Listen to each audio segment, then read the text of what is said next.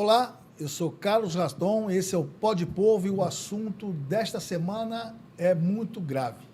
Acho que vocês acompanharam semana passada uma situação acontecida em São Vicente, onde um policial militar atingiu um rapaz, né, com um tiro, praticamente a queima-roupa, e isso gerou vazou pelas redes sociais e gerou uma polêmica bem grande.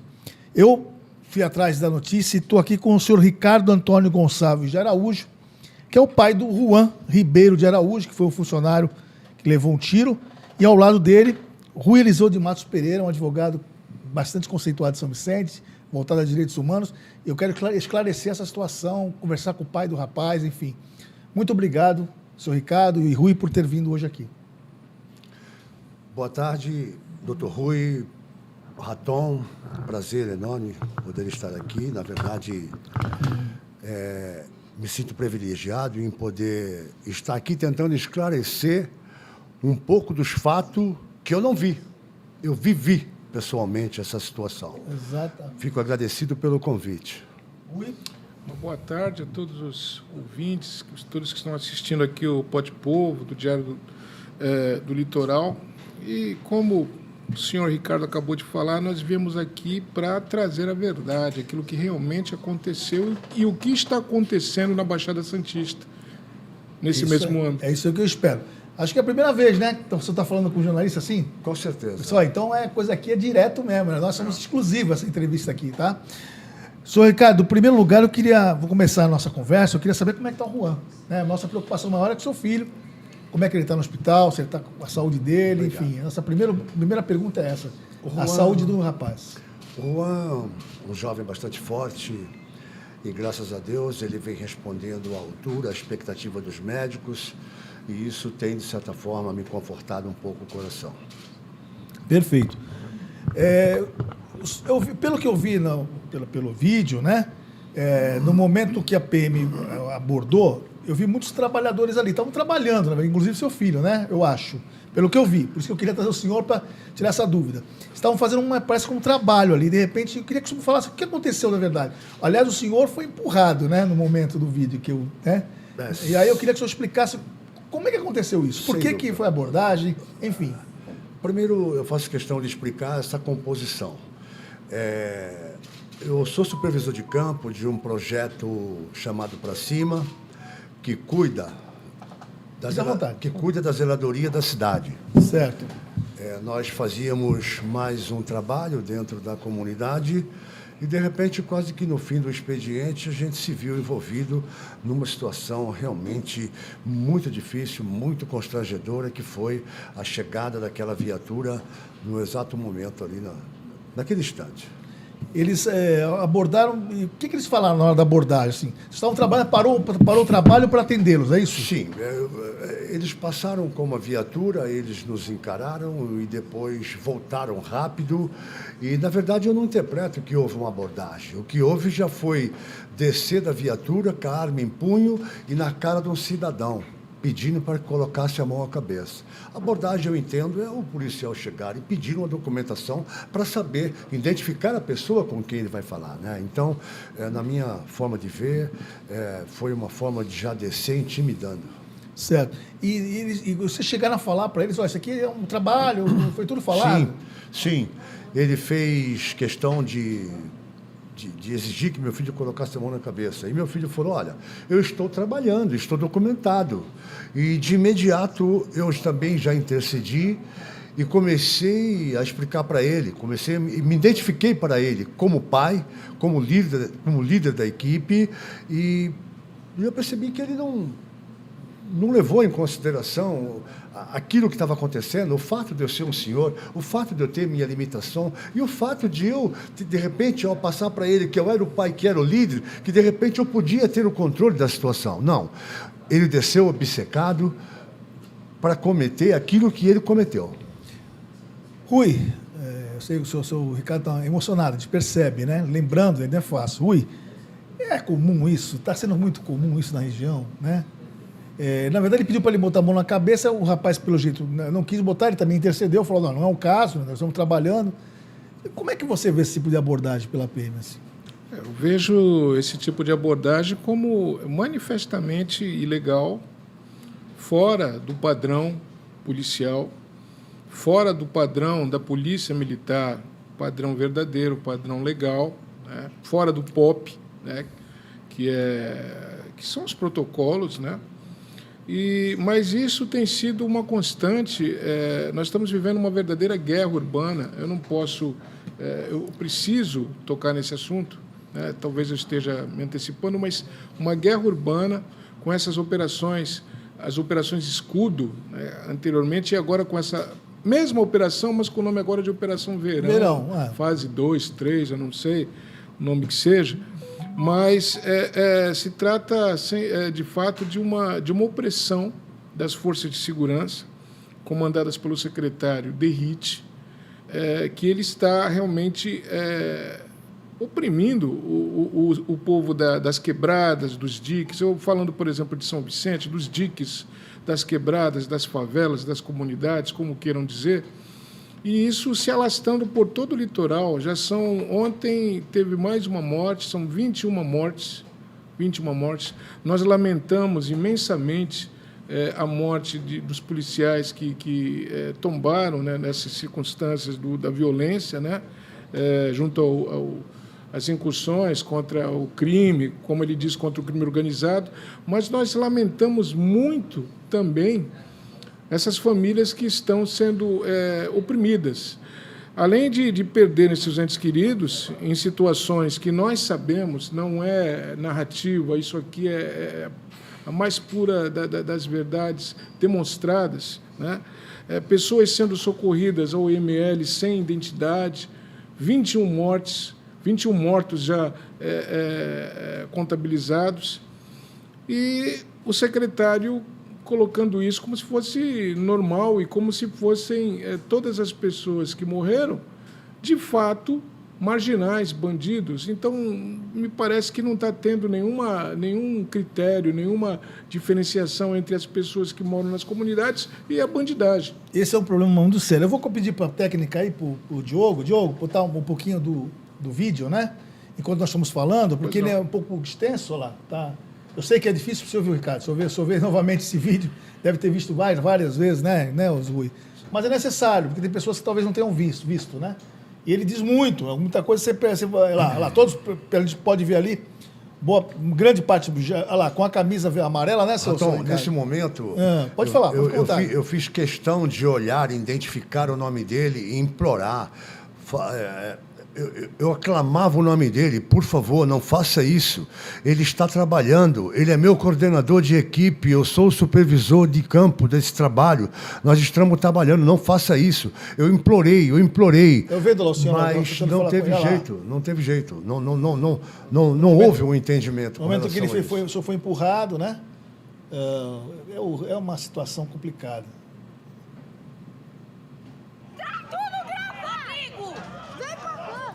Olha lá, tem todos, pelo menos uma boa parte está com a camisa amarela, sim, né? O pessoal todo uniformizado. É bom até deixar isso bem claro, porque nós trabalhamos caracterizados, com exceção da minha pessoa e do meu coordenador. Eu entendo, Rui, que nenhum marginal vai estar uniformizado. É uma coisa estranha isso, né? Então, será que não percebe? Né? Pois é, Raton, veja, Raton, a luz do dia era por hora do almoço. Isso, parece que ele queria levar seu filho para a viatura, é isso, mais ou menos?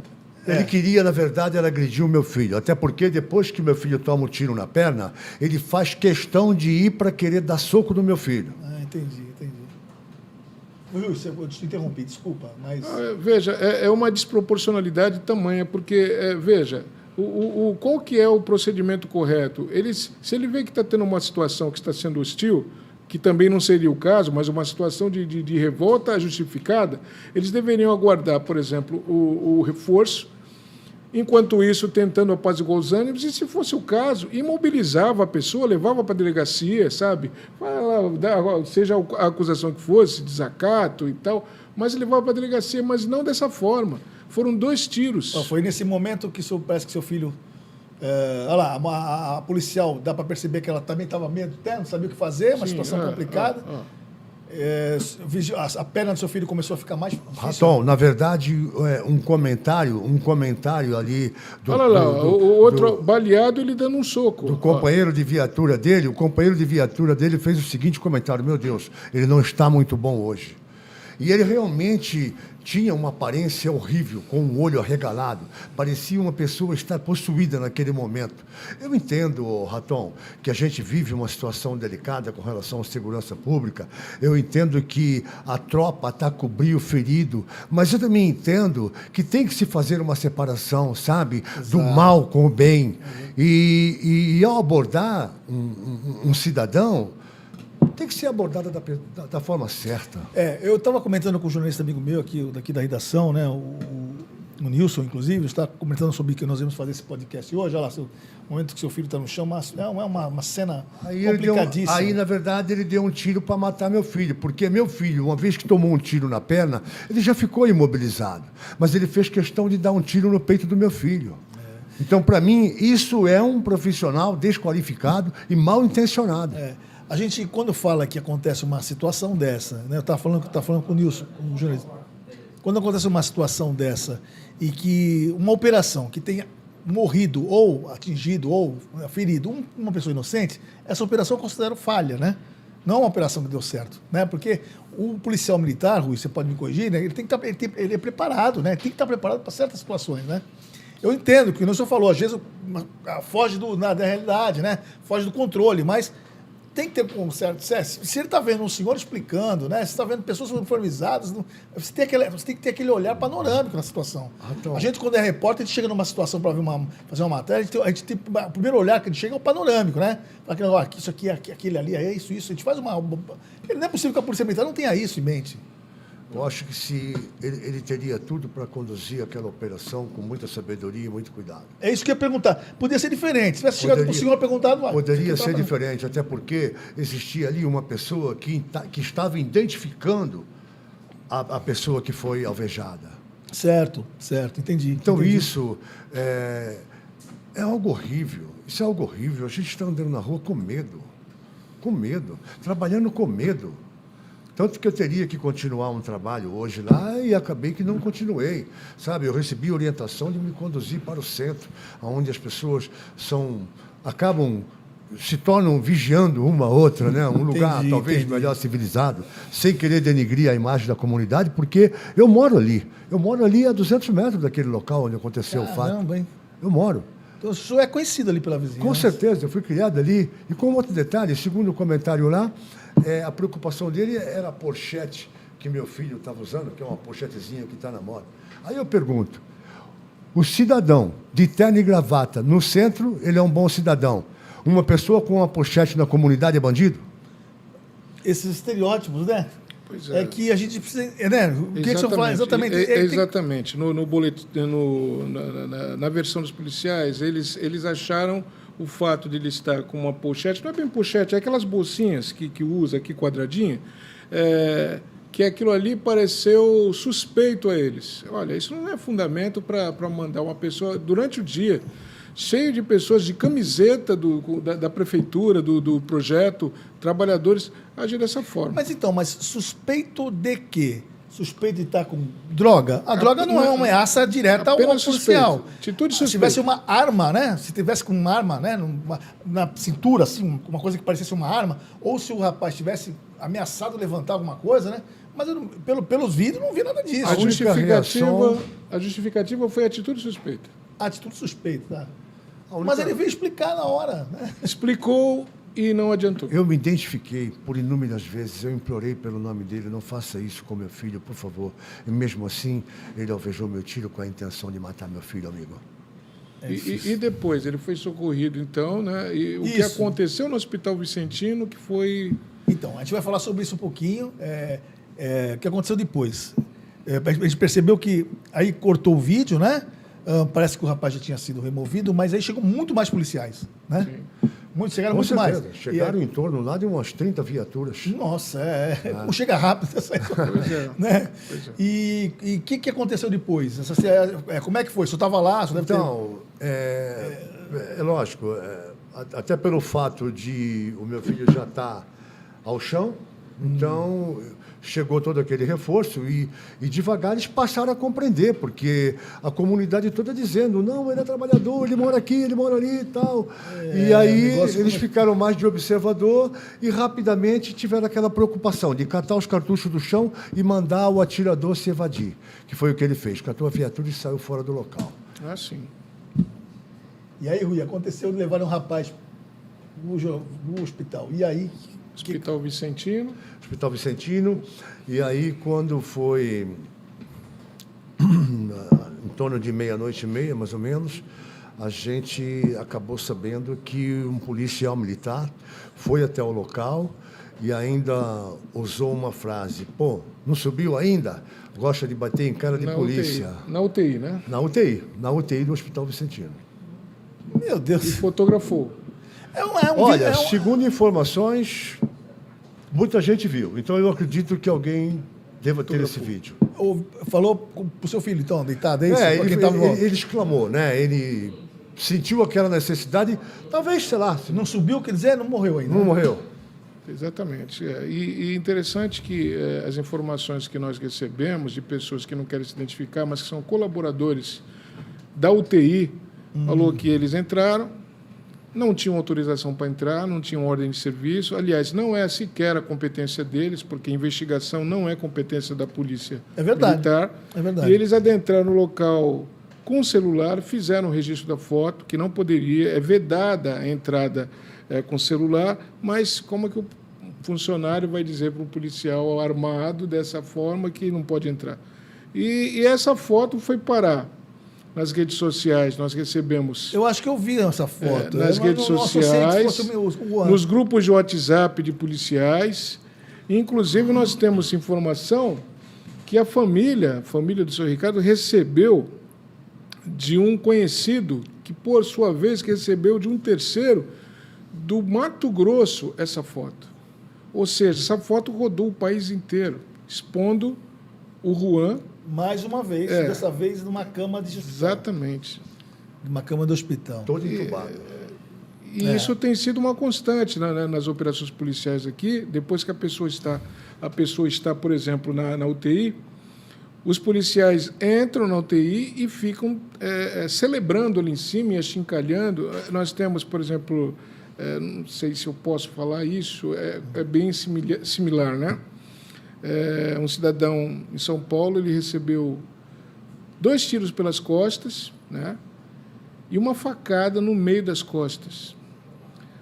Segundo o médico, a faca ela foi introduzida no meio das costas, saiu no peito. Caramba. E segundo o médico, ela foi retorcida. Parece aqueles filmes mesmo de guerra medievais.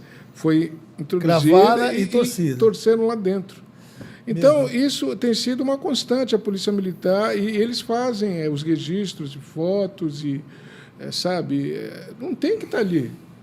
3, 4 polícias em torno de um leito com o cidadão ali quase morrendo. Depois que nós eu fiz a reportagem, e eu tive algumas fontes que eu tenho em comunidades, e falaram que a situação está acontecendo em outras comunidades semelhantes. Sim.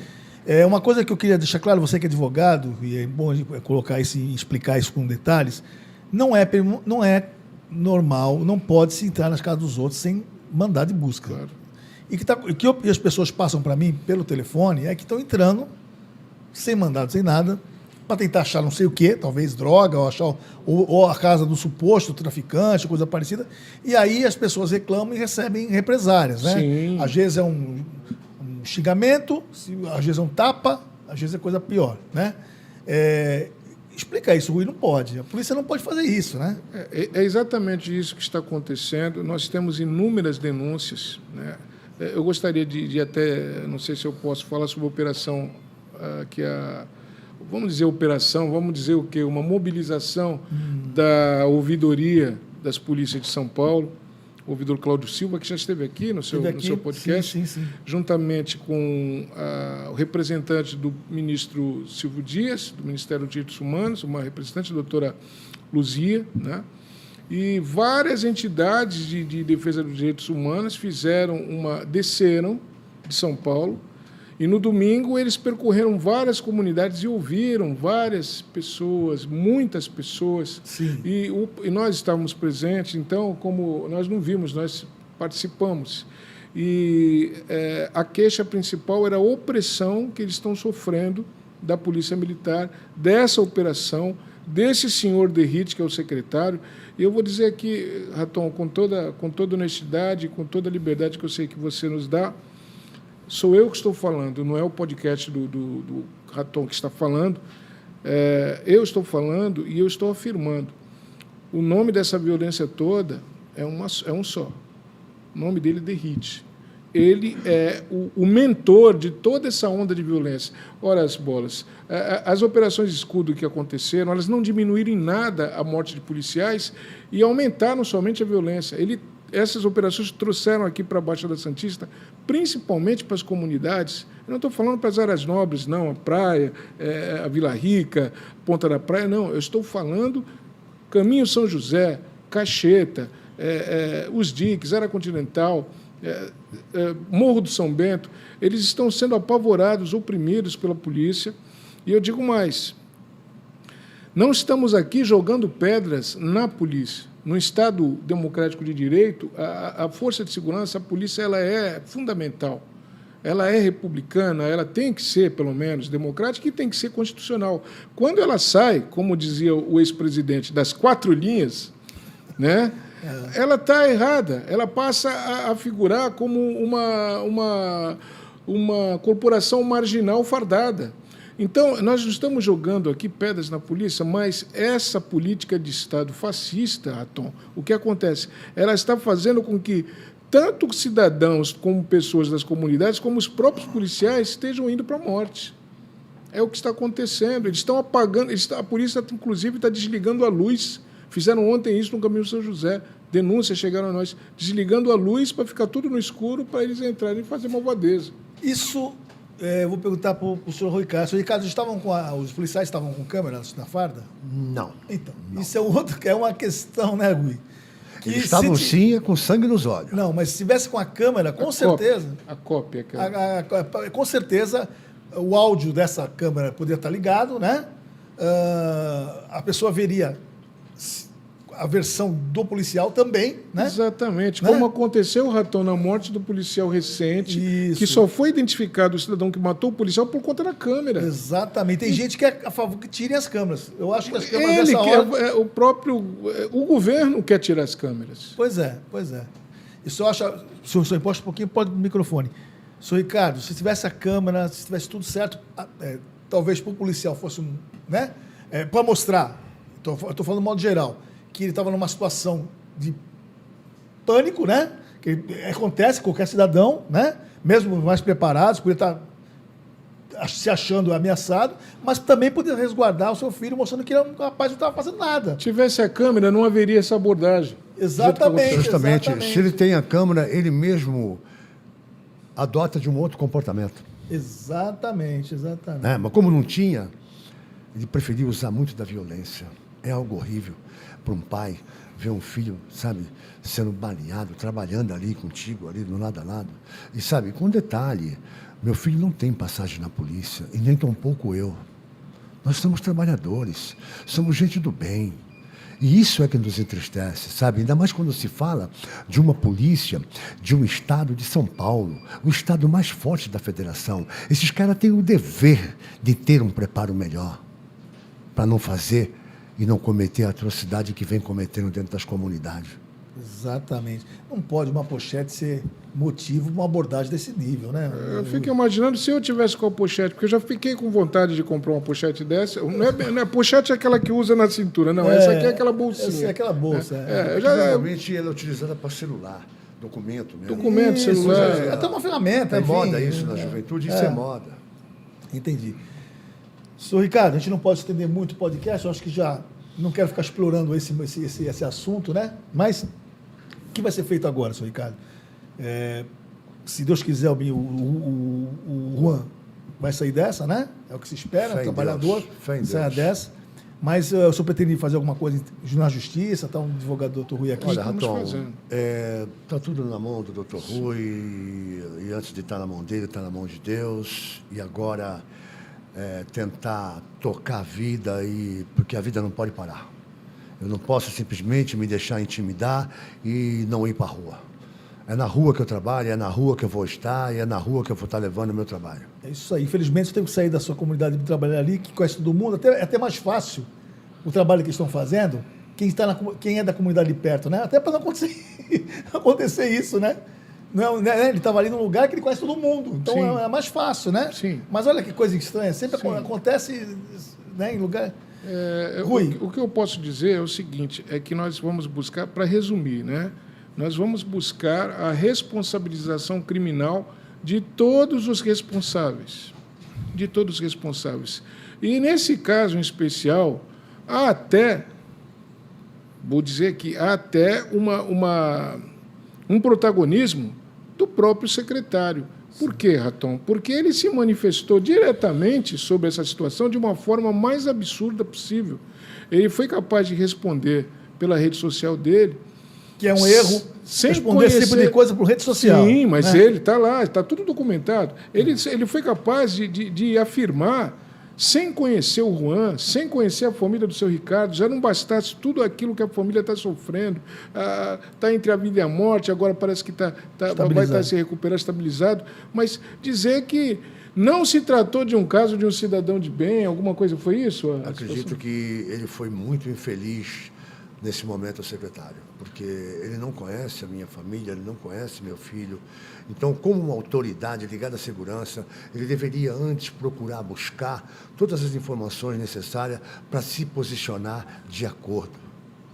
E isso ele não fez. Ele pecou grandemente. E nós estamos ponderando, então, muito sobre isso, porque isso é inadmissível de uma autoridade. O secretário de Estado da Segurança Pública... Fazer deduções preliminares... Sim, um julgamento de valor, um julgamento cruel, um julgamento irresponsável, um julgamento, posso dizer até, inconsequente, para não dizer outra coisa. Como dizer aqui o grande Vicente Cassione, antes de falar uma palavra de baixo calão, para não dizer outra coisa. Então, irresponsável. E nós estamos ponderando realmente em acioná-lo criminalmente e civilmente por isso. Porque o policial só aponta desse sistema. Exatamente. O policial é a ponta do sistema. Aqui nós não estamos culpando a polícia, os executores, não, mas Sim. quem deu a ordem. A justiça tem que chegar em quem está dando a ordem. Sim, sim. Senhor Ricardo, eu vou deixar para o senhor, se quiser olhar para a câmera, enfim, falar, né? Mas só as últimas palavras aqui do podcast, eu não vou querer terminar, nem eu, nem ele. É o senhor que tem que falar. Por favor. Primeiramente, agradecer ao Rui, ao Tom, essa possibilidade de estar aqui, podendo trazer os fatos realmente como eu vivi, e dizer que é triste, é lamentável, é um terror psicológico enorme dentro do ser humano, e tudo que eu peço é que, sabe, que isso não aconteça, sabe, com família nenhuma, entendeu? Isso é muito doído, isso é muito sofredor, entendeu? E que a gente possa agora tentar retomar a vida e tocar ela em frente, que é o que a gente precisa nesse momento. Isso aí. Melhoras para o Juan. Um abraço para a família. Força. Muito Vamos obrigado. trabalhar. Rui, muito obrigado por ter vindo. Muito obrigado. Eu que agradeço aí mais a oportunidade. É isso aí. Nosso podcast fica por aqui. Até a próxima quinta. Conto com você. Até a próxima.